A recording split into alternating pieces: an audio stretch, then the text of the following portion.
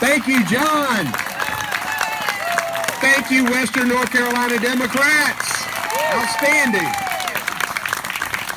I am so grateful for you, for what you have done and what you're about to do.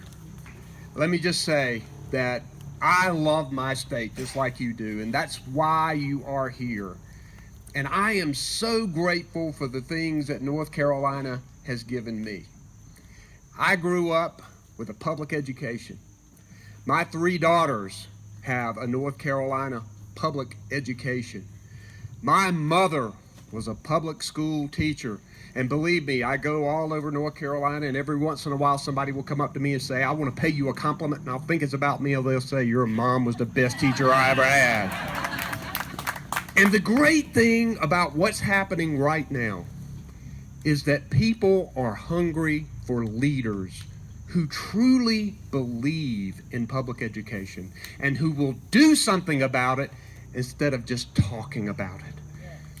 And one of the things that I know is that North Carolina has been a state over the decades that has had public education not only in our state constitution, but in our DNA as a people. And I go across the state and I listen to educators. And when I'm talking about education, I mean cradle to college. I mean early childhood. I mean K through 12. I mean our great community colleges and our great universities. We have to invest. And I listen to educators. And the other day, a 3rd grade teacher came up to me and she said, I'm depressed. And she said, it's not just the pay, it's the lack of respect that I'm getting from Raleigh and the lack of respect that I'm getting from this governor and from this legislative leadership. And it immediately came into my mind, and I told her, my 3rd grade teacher was Ms. Batchelor. She hugged me the morning my grandmother died.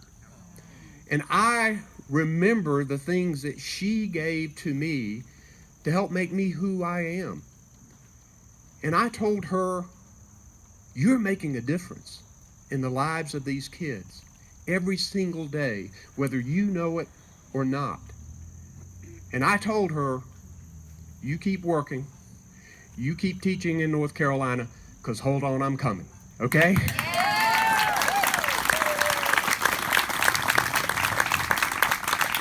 I am positive that the people of North Carolina are ready to move forward. And I am positive that the people of North Carolina are ready to elect leaders who will put the best interests of our state, our jobs, and schools ahead of partisan ideology. You're seeing it right now with Governor McCrory.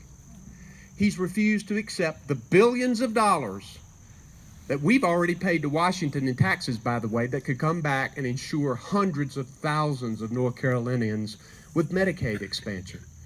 And it would help our rural areas right here in North Carolina. But nope, has something to do with the Affordable Care Act, therefore I am opposed to it. But other conservative Republican governors across the country, even though they may not have agreed with the ideology, knew that it would bring tens of thousands of jobs to their state and knew that it would help their private employers with their insurance premiums. So Governor Chris Christie and Governor John Kasich and even Governor Mike Pence, they all took the billions of dollars for their state, but not Governor McCrory. And we've seen the prime example of that with signing House Bill 2 in the middle of the night, which not only writes discrimination into our law, but we've seen it cost hundreds of millions of dollars and thousands of jobs right here in North Carolina. It is time to repeal this law.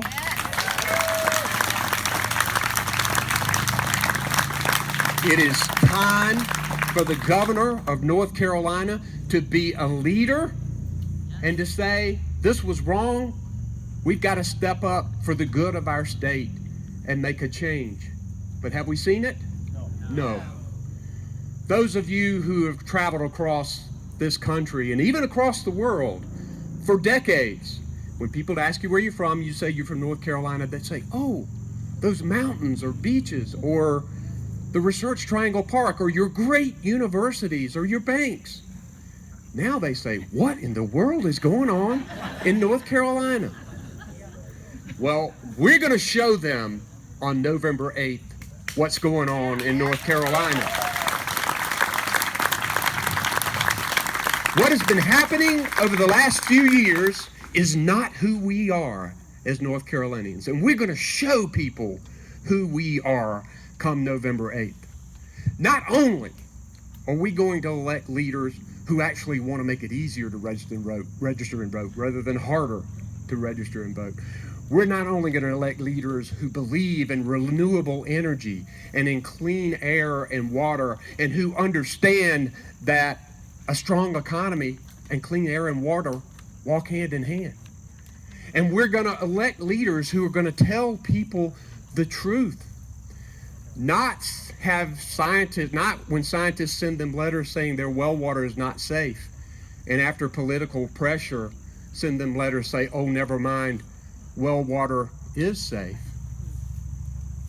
People are ready for leaders who actually believe in science and who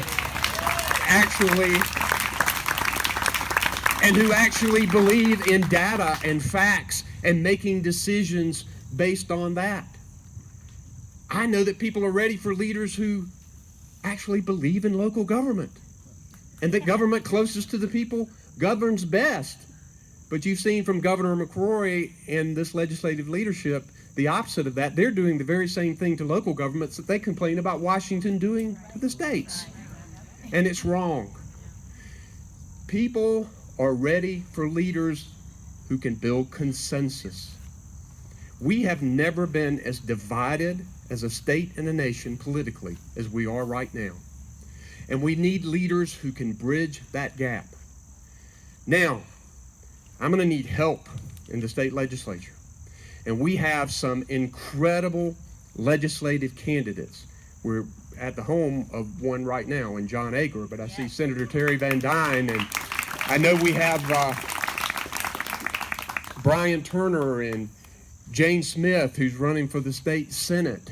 And we just have a ton of candidates out here who are great for North Carolina and who will help move us forward. And at the very least, we need enough legislators who could sustain a new governor's veto and stop this bad legislation and move us forward.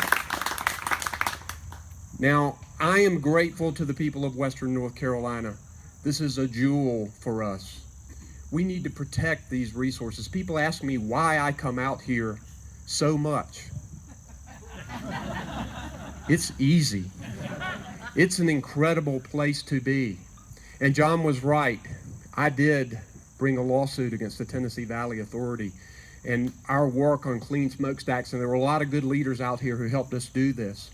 But scientists say as a result of that lawsuit and that subsequent settlement that there are dozens or significantly clearer air days per year in Western North Carolina.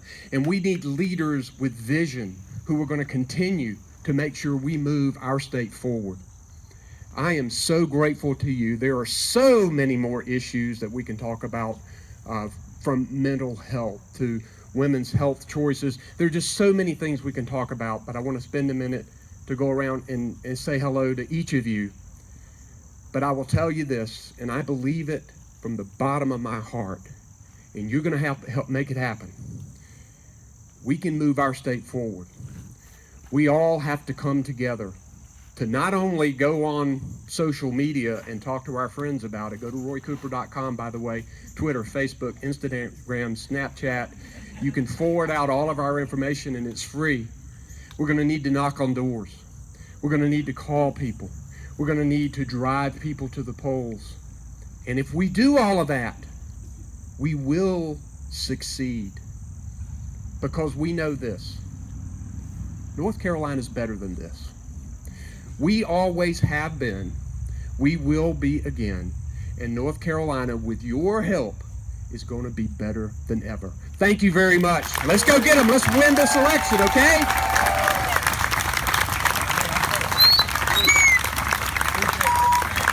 Okay, thank you very much. Very gracious to stop in to talk to us. So let's go meet the candidates. Let's talk. And if you got any extra money,